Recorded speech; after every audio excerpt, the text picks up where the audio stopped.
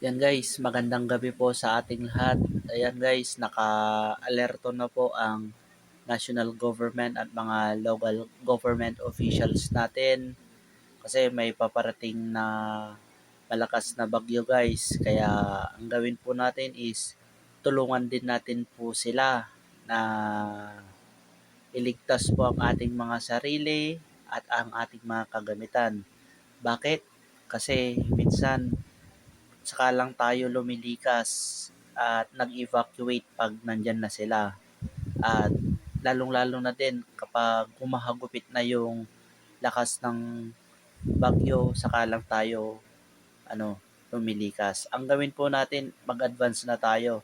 Kung alam na nating humahagupit at medyo mahina pa, is pumunta na tayo sa evacuation center na safety natin yung mga sarili natin, mga mahalagang gamit natin. Kaya guys, ang payo ko lang, tulungan din natin sila para hindi sila mahirapan kasi hindi rin nila kayang lahat na i-monitor at tutukan at iligtas ang mga tao. Kaya guys,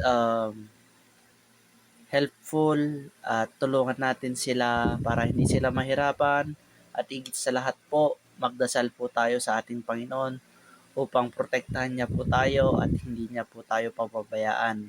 At sana ipagdasal po natin na humina na po yung bagyong uwan na inaabangan natin kasi super typhoon daw po siya. Kaya ipagdasal po natin na humina na po siya at higit sa lahat lumihis ng direksyon. Kaya mag-ingat po tayong lahat sa mga rehiyon na padadaanan at sa mga probinsya. Kaya in Jesus name, we pray, Amen. God bless po sa ating lahat. Keep safe.